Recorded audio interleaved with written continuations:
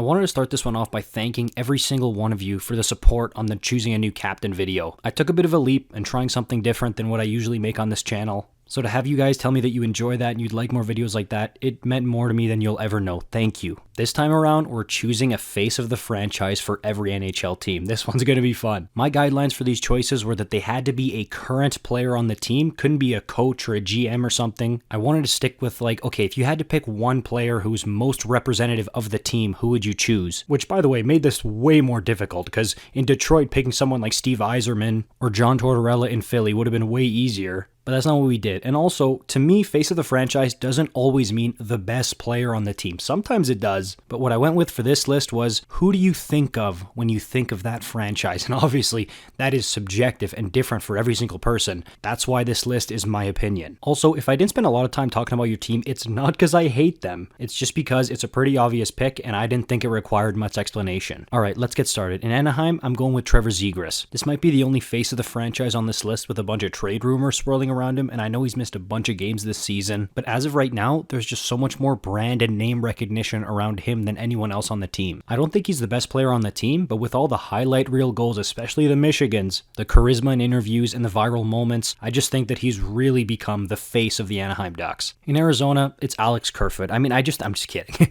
It's Clayton Keller. If Logan Cooley continues to develop and keeps getting better every year, we could be having this discussion about Keller versus Cooley, who's the face of the franchise, soon enough. But Keller's been the best player on that team for a while now. And he's one of those guys that when he has the puck, it's like, stop what you're doing and watch this guy cook. I think because of that, if you asked a casual hockey fan or something, hey, name me one current Arizona Coyote, I think it would be Keller. In Boston, it's between David Pastrnak and Brad Marchand. Look, Pasta's made a solid case the past few years, not only being one of the best goal scorers in the entire league, but also one of the most charismatic personalities, and dare I say one of the most likable, but I still think Brad Marchand is the face of the Boston Bruins, and adding the C onto his jersey only fueled that even more. Yes, the antics are part of what makes him so recognizable and such a household name, but he's also been a great player for a long time. Like, there was a stretch there from about 2016-17 to 2021-22 where I thought he was one of the best offensive players in the whole league. And even now, he's still really good. And like Zegras, he's had his fair share of viral moments which have only added to the name recognition. In Buffalo, it was between Tage Thompson and Rasmus Dahlin, and I decided to go with number 26. First overall pick, assistant captain, he's blossoming into one of the best offensive defensemen in the entire league. Relatively quiet in the media, but there's been some moments where he's really let his personality show. I'd go with him. In Calgary, I wouldn't be surprised if Connor Zary entered the conversation for this in a year or two. I've been watching to see if this kid was just a rookie flash in the pan or if there was actually something there, and I see why he was taken in the first round. He looks like a real player. But obviously it's way too early to make that distinction, so it's got to be Jacob Markstrom. We've seen, especially recently, just how important this guy is to the team. When he's on his game, I don't think there's anyone more valuable to the Calgary Flames. He's also a great listen in terms of media scrums, and ever since he's gotten there, he's just been a huge presence. Like, not even literally with just his height, but figuratively, he's been a huge presence for that team, for the community, and for the fans. For the Hurricanes, we've got a classic case of number one center, best player equals face of the franchise. Sebastian Aho is such a good player, and he really is the straw that stirs the drink on the ice for the Hurricanes. There were times that I wondered if guys like Svechnikov or Martin Necas could take the crown and run with it, but they really haven't. Aho is the guy there. For Chicago, as a wise man once said, toe drag release, Bedsy. Toe drag release. You know what? Colorado, I actually had a bit of a tough time with. Of like, okay, initially McKinnon slam dunk, but Makar has burst onto the scene in the time he's been in the league, man. Calder Trophy, Norris Trophy, Conn Smythe Trophy, Stanley Cup, NHL 24 cover. This one was actually kind of tough, but I still had to go with McKinnon as the first guy you think of when you think Colorado Avalanche. First overall pick with a ton of hype coming in from the Halifax Mooseheads. Has been through thick and thin there in the 10 years that he's been in Av. One of the best, flashiest players in the entire world. And by flashy, I don't mean like the celebrations or in the media or anything. I just mean that when he's crossing over or he unleashes a wrist shot or those dangles, it pops off the screen. It's flashy. And I feel like he also acts as the de facto captain with Landeskog out, so I gotta go with McKinnon here. Columbus was kind of difficult. I mean, Johnny Gaudreau to me would have been the pick coming into this season. Is it too early to say Adam Fantilli? Because I kind of want to say Adam Fantilli. It's still got to be Johnny Gaudreau, though. I mean, he is the Johnny Hawkey. And despite the rocky start to the season, he still is the most popular player in that market. He chose to be with that franchise for a lot of years. I still think he can be an elite player in this league, and he's going to show it at some point. He's still got a lot of goals, points, and highlights in him. But I'm telling you,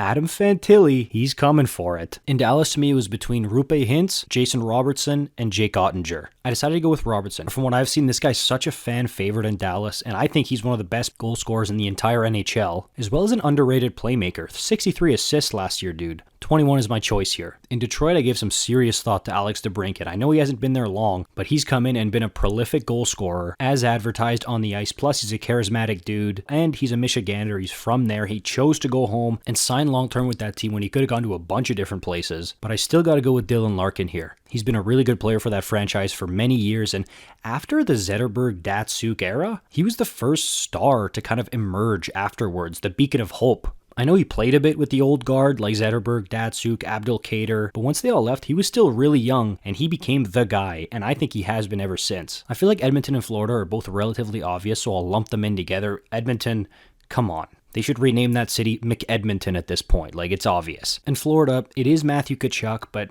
man, the amount of time Barkov has spent in that city with that franchise, he's the captain of the team. It took everything in me not to pick him, and I really considered it. The reason I say it's obvious, though, is because of that Stanley Cup final run last year. I feel like that was just so special for that fan base, and it really was spearheaded by Matthew Tkachuk and Sergei Bobrovsky. But all those overtime winners and the celebrations, the Hart Trophy nominations, and even the trade itself, like I remember a lot of people are like, wow, that's a steal for the Flames, and for Tkachuk almost single-handedly to come and flip that narrative completely. It's why, to me, it's still a relatively obvious choice, even with Barkov there. In LA, there will be a time for guys like Kempe or Byfield to emerge as a face of the franchise, but as of right now, it's still between Drew Doughty and Anze Kopitar, and I really think this is a tomato-tomato type thing. Both are almost equally great choices. My pick is Kopitar, though. I know Doughty is more outspoken, and he's a lot more in-your-face than Kopitar is, but I just remember growing up, seeing Kopitar first coming in the league, that awesome tinted visor, this big, strong, skilled number one centerman, the offensive driver for that team. He became one of my favorite players in the early to mid-2010s. Since then, he's become the captain of the team, and he's aged like a fine wine in terms of play on the ice. They literally took the C away from Dustin Brown and gave it to Kopitar, and Brown has a statue in front of the arena. In my opinion, the face of the LA Kings is number 11. In Minnesota, it's got to be Kirill Kaprizov. I mean, I grew up watching Marian Gaborik with the Minnesota Wild, remembering how electric and dynamic he was, and Kaprizov is like that times 10. He's pretty soft-spoken, like you won't see him dancing for car commercials like Ovechkin, for example. But Wild fans love this guy, and for good reason. He's such a good player. This is a relatively easy one. Out in Montreal, it comes down to two guys, Nick Suzuki and Cole Caulfield. On one hand, you've got the number one centerman, captain of the Montreal Canadiens, which instantly makes you much more famous. On the other hand, though, since I started watching the Habs in about 2007, I don't know if I've seen those fans love a player as much as they love Cole Caulfield, except for Carey Price. Man, it's tough not to go with Nick Suzuki here. The Habs have been dying for a number one centerman like that for years. Remember when David Desharnais was the number one center of the Montreal Canadiens, or when Alex Galchenyuk was the next great hope to be the number one center of the team? They finally have one with Nick Suzuki, and he's young and he's got tons of leadership qualities,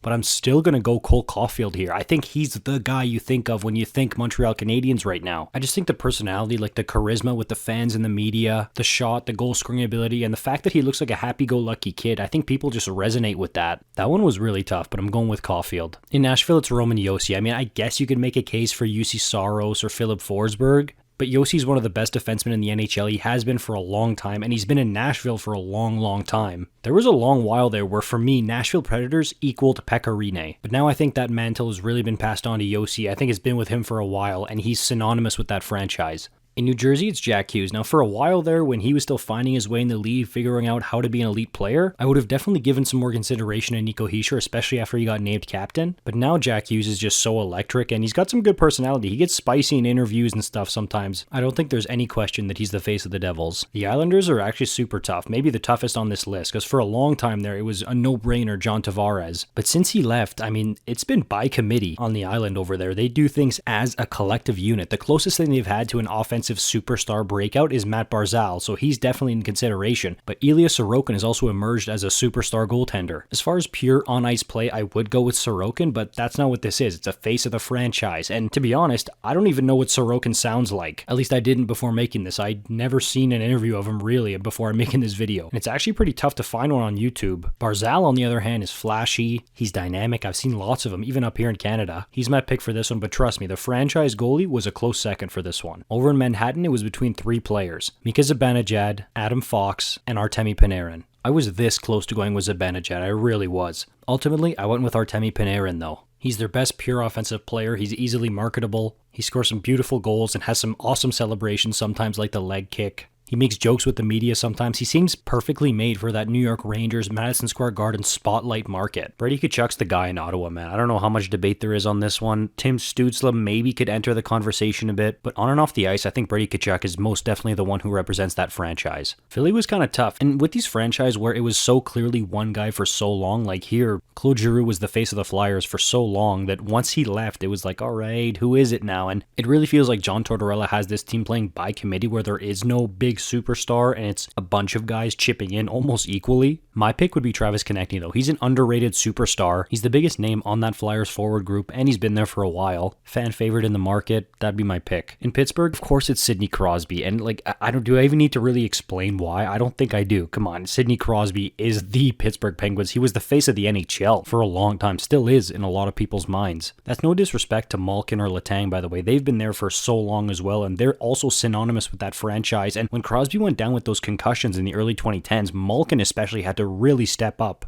and be the franchise player for that team, and he did a phenomenal job. He won a Hart Trophy, but at the end of the day, when you think the Pittsburgh Penguins from 2005 till now, you think Sidney Crosby. San Jose is super difficult. I think their face of the franchise is somebody they're going to get in this upcoming draft, but with the roster they have now, to me, it's definitely down to Logan Couture or Tomas Hertl, I should say. I'm going to go with Couture because he's been there since 2009. He was with all those great Sharks teams with Thornton, Marleau, Pavelski, etc. He's just been a steady, consistent offensive player almost every year he's been in the league. Him, Vlasic, and Hertl are the only remnants from that old Sharks era. Like I said, the page is going to be turned here. There's probably going to be maybe a Macklin Celebrini, who's the face of the franchise for the Sharks sometime soon. But for now, I'm going with number 39. In Seattle, for a while there, I was thinking it's going to be Matty Beniers, for sure. But now I'm not so sure. He could still be in the future, but for right now, I mean, Joey Daccord is making quite the case for himself this season. I'm still going to go with Jared McCann, though. Great goal scorer, great pro. Seattle fans seem to really love him. I don't know how long he'll be the face of the franchise for the Kraken. I feel like that one is pretty fluid over there, but right now I'd go with Jared McCann. In St. Louis, I definitely think it's between Robert Thomas and Jordan Binnington. Now look, say what you want about Binnington. I know there's a lot of people from other fan bases who do not like this guy, but I really think the antics, where he tries to act like the tough guy, the interviews, like the do I look nervous, and the Stanley Cup, of course, have made it that he's the most recognizable name on the Blues right now, in my opinion. Tampa is so hard, man. I mean, there's some great candidates like Victor Hedman, Braden Point, Andrei Vasilevsky, but I think the choice is pretty clearly between Steven Stamkos or Nikita Kucherov. And it depends on the person. You could either go the route of,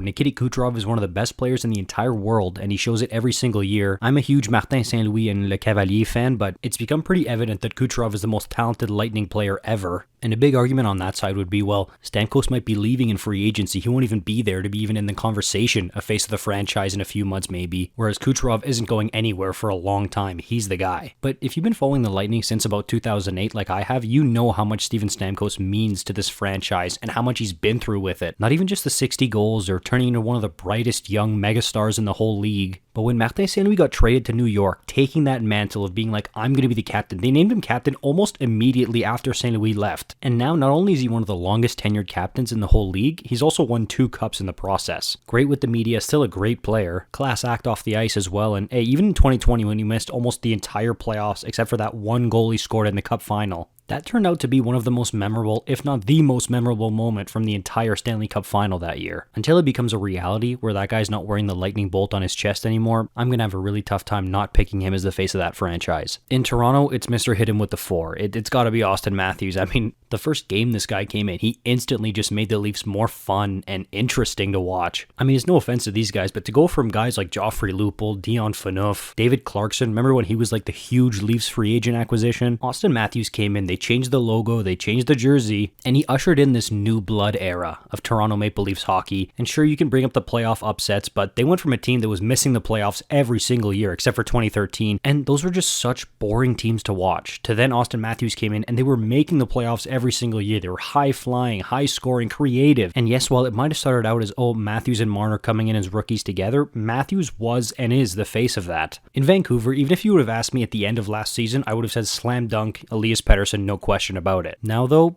Quinn Hughes has entered the discussion in a serious way. Yes, the captaincy has something to do with it, but he also just handles the media so well. He, like Pettersson, is also a highlight reel machine. He's emerged this year, I think, as one of the top 2 or 3 defensemen in the entire world, and he just represents that franchise so well. Pettersson does too, but I've just been so impressed by how Hughes has done it. I definitely think that this is something they could switch between Pettersson and Hughes as the years go by, but right now, I think it's Quinn Hughes. In Vegas, I think the original face of the franchise was Marc-Andre Fleury. At that point, I'm not sure how many people thought that a little guy from Quebec City who bounced around from the NHL to the AHL since 2011 would become the eventual bona fide face of the franchise. But yeah, even on a team with Jack Eichel, Alex Pietrangelo, Mark Stone, I think Jonathan Marchessault is absolutely the face of the franchise for Vegas. He's an original Golden Misfit, he's got a Conn Smythe trophy, and he's been just so consistent throughout his entire tenure with Vegas. He's also since day one been a huge leader on that team. He's my pick. In Washington, come on, even with everything that's gone on this year as far as goal scoring pace for Alex Ovechkin, there's still no question. It's still an absolute slam dunk. He is and has been the Washington Capitals for how many years now? Synonymous with that franchise, with the game. I mean, he made the Washington Capitals so cool in like the late 2000s, early 2010s. Who remembers that tinted visor, the yellow laces, the fiery celebrations, the crazy commercials? Peak Ovi was just such a wild time, man.